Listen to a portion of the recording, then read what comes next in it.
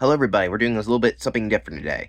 This show I'm going to review, which is a very strange show, I can get footage of. I saw the whole show, but unfortunately there's ads, and those ads make it impossible to even skip around this show, which is, by the way, 40 minutes an episode, even though there's only 10 episodes. But we'll get to that. So I'm just going to do this free rant style, see how it goes. If not, then whatever. I wanted to watch the show for a very strange reason. This is very not my cup of tea. If you see my channel, I do not do anything like this. So why am I reviewing an old trashy reality show from 2009? Well, a season of it from 2009. Because I watched it when I was 10. I'm not joking. My mom played it and liked the beat fake drama, and I watched it with her, and I wanted to rewatch the show from the beginning.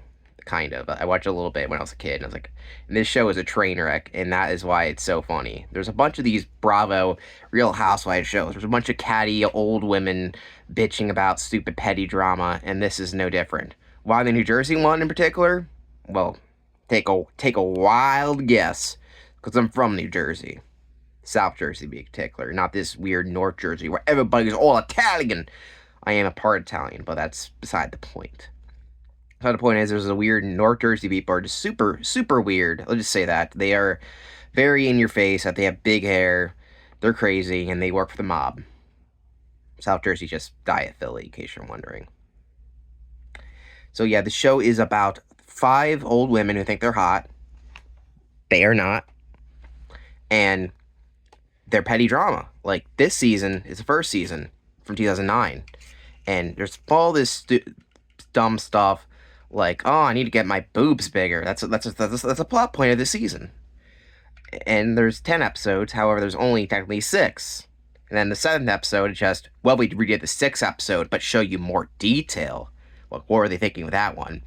And then 8 and 9 is just the interview section they do in all the seasons, where a guy comes out and, like, brings them in later, like, what do you guys think about this situation now? What did you do during this part? And then the 10th episode for this season is just, well, here's some things we didn't show you. So that's very beat. The structure sucks. The 6th episode's called Finale, but there's 10 episodes in the season. So, yeah, what were you thinking? The worst one was the 7th episode, because it was literally just the same thing, but slightly different. So that was terrible. So, for the most part, it's basically kind of petty stuff and all stuff that isn't interesting, but there is always a main drama and main characters. There's 2 housewives that weren't recognized before, and they're not that interesting, even though they have their own drama. The one, Danielle, has a book. What the fuck?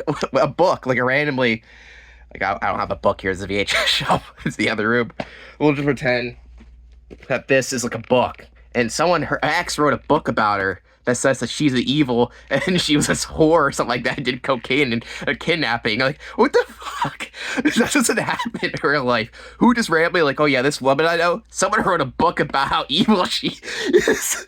Just the concept is so stupid. I can't stop laughing about it. And that's the whole plot of the season. I mean, we all know it's fake reality shows. They have a hint of reality to them, but mostly it's all staged. Like, oh, let's film these characters doing this, and they improv little stuff. But, no, like, there's a book about this one woman. I had to change my name because of my ex. And I don't know why it's so funny to me. And so, yeah. That's Danielle. She's not that interesting, and she has no husband or something like that. She's dating some guy who's like 20 years old. He looks like he's in his 40s. Like that decoy for Catch a Predator. Like, I'm really 13, you know, he looks like 30. Like, this guy ain't 20 years old. He looks like he's in his mortgage still. I don't know. I guess I like this show, but I can't show footage. But it's hard to go for the footage, because most of the time, like, oh, they're just playing putt-putt golf here. I need to find the juicy details. And one woman is pretty okay. Jacqueline doesn't have a lot to say about her. She's, like, friends with the one, but no one's like, no, you can't. She's got, like, rabies or something like that, because they forgot, she has that book. That book that proves that she's evil. Ugh. And then there's Caroline, who I also recognize. She thinks she's like tough shit. Like, I'm the old matriarchy, but she's really just some mafia boss. I'm not from the mob. She said that in the interview. I'm not from the mob. Yeah, it turns out she was, so joke's on her. Well, not really, but connections. And I'm saving the last housewife, because even when I watch it, I know this one, I think she's still on, is Teresa, who is a train wreck.